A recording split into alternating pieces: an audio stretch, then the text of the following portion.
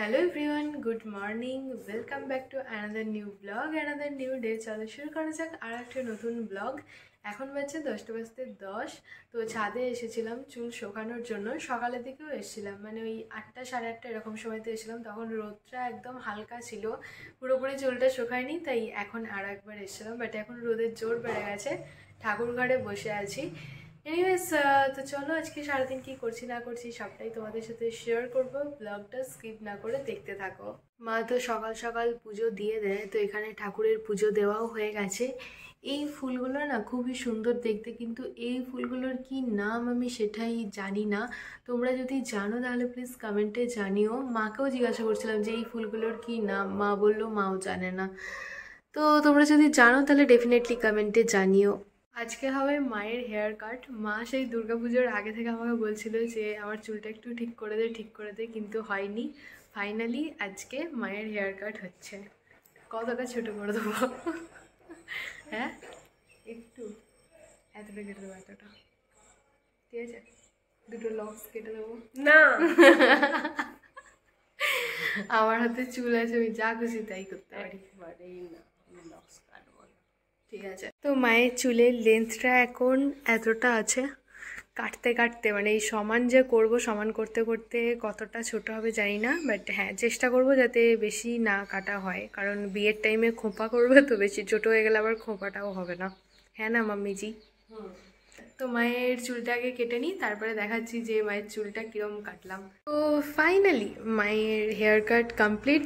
সমান কাট করে দিয়েছি। মা প্রথমে বলছিল ইউ করে দিতে, কিন্তু ইউ করতে গেলে আমার দুদিকটা একদমই সমান হচ্ছিল না। তাই বললাম মাকে যে আমার দ্বারা ইউ তো হবে না, সমান কাট হবে। তো সমান কাট করে দিলাম। আমার পার্লারের ফার্স্ট অ্যান্ড লাস্ট কাস্টমার হচ্ছে আমার মা।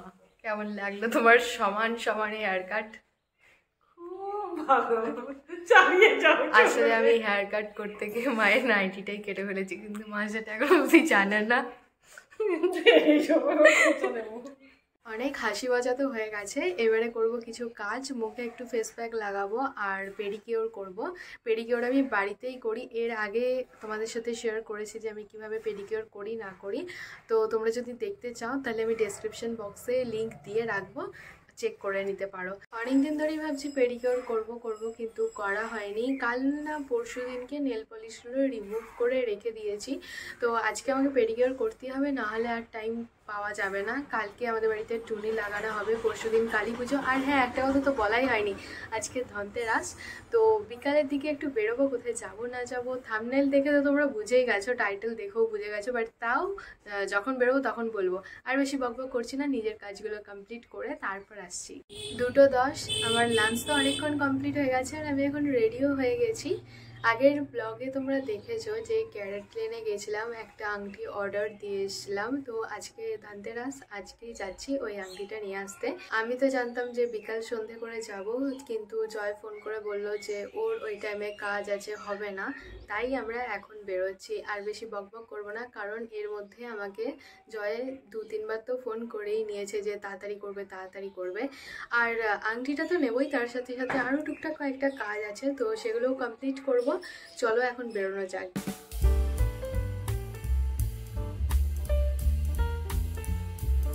এখন একবার এলাম এম বাজারে কিছু সোয়েট শার্ট আর হুডির কালেকশন দেখবো। একটা সোয়েট শার্ট নেওয়ারও ইচ্ছা আছে, যদি পছন্দ হয় তো নিয়েও নেব। আজকে ফার্স্ট টাইম এলাম নীলপুরের এম বাজারে। এর আগে বহুবার এম বাজারে গেছি, আর প্রতিবার টাউন হলের পাশে যে এম বাজার রয়েছে ওখানেই গেছি। তো ওখানে মোটামুটি সবই মুখস্থ হয়ে গেছে, কোথায় কি আছে না আছে। এখানে তো ফার্স্ট টাইম এলাম, তো এখানে আমাকে খুঁজতে হচ্ছিল যে কোথায় কি আছে না আছে। জিজ্ঞাসা করে খুঁজে পেলাম এই সোয়েট শার্টের সেকশনটা। তো এখানে মোটামুটি সব লাইট সেটেরই সোয়েট শার্ট ছিল, কিছু কিছু ডিপ সেট ছিল, কিন্তু আমার লাইট সেটগুলো বেশ ভালো লাগছিল। তো এই সোয়েট শার্ট নেবো নাকি হুডি নেব, এর মধ্যে আমার কনফিউশন ক্রিয়েট হয়েছিল। লাস্টে ভাবলাম সোয়েট শার্টই নিই। তো দুটো সোয়েট শার্টের মধ্যে আমি কনফিউজড হয়ে গেছিলাম যে কোনটা নেব কোনটা রাখবো। কোনটা ভাল লাগছে?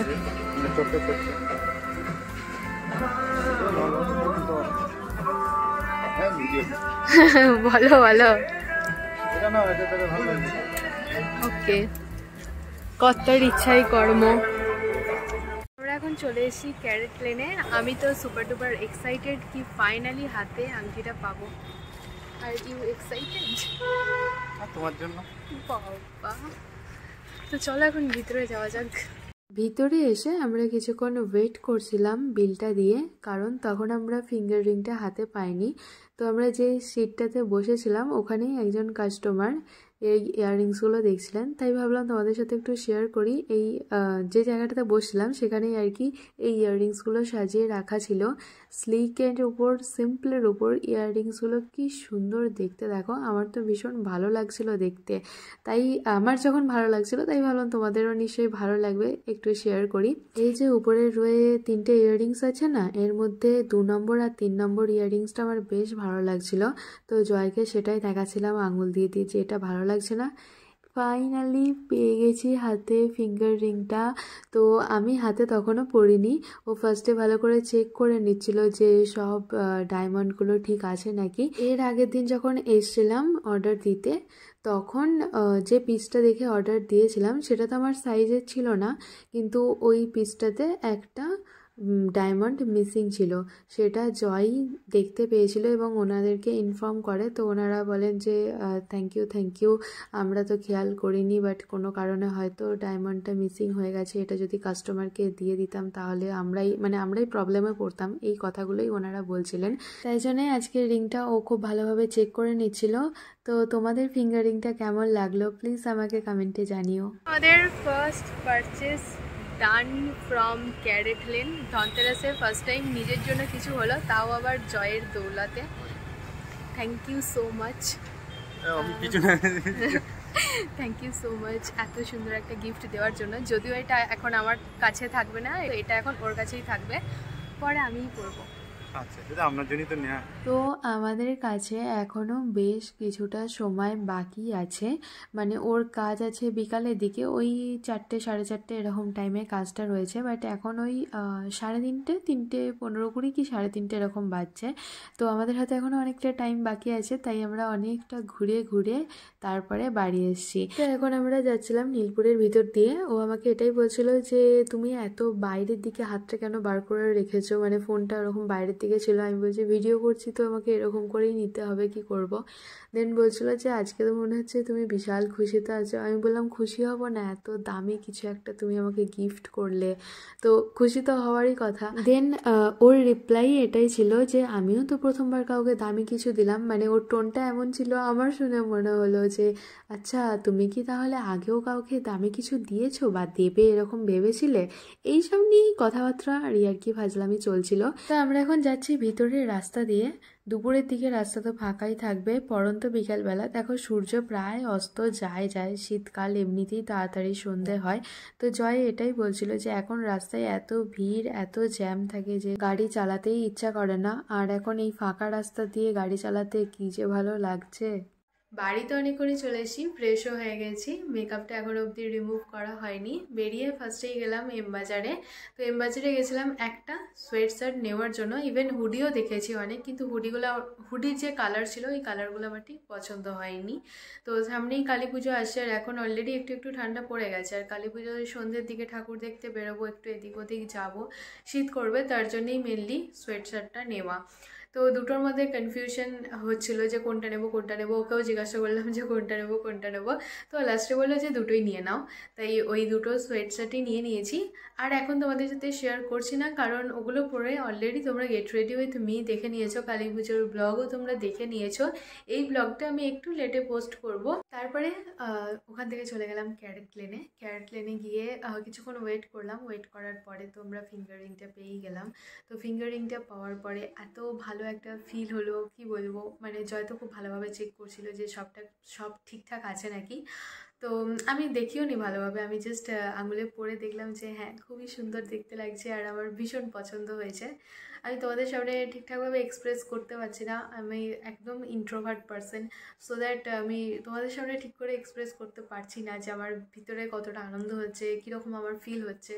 বাট হ্যাঁ, আমি যদি ওকে থ্যাংক ইউ বলি, থ্যাংক ইউটাও একটা ছোটো ওয়ার্ড, যেটা আমি ওকে বলে শেষ করতে পারবো না। একটা জিনিস হয় না, অতিরিক্ত বেশি খুশি হলে মুখ দিয়ে কথা বেরোয় না, এখন আমার অবস্থাটা ঠিক সেরকম। মানে এইটা ভেবে খুব ভালো লাগছে যে ধনতেরাসে নিজের জন্য ফার্স্ট টাইম কিছু হলো। এই কথাটা আই থিঙ্ক 2বার বললাম, হয়তো আমার খেয়াল নেই, এডিট করতে গেলে বুঝতে পারবো।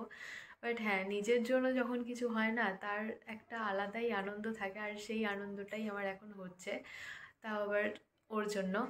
তো এই ফার্স্ট টাইম আমাকে কেউ এত দামি গিফট দিল। হ্যাঁ, বুবাই মা তো দেয়, সেটা আলাদা ব্যাপার। বুবাই মা ছাড়াও আরও কেউ আমাকে এত দামি একটা গিফট দিল।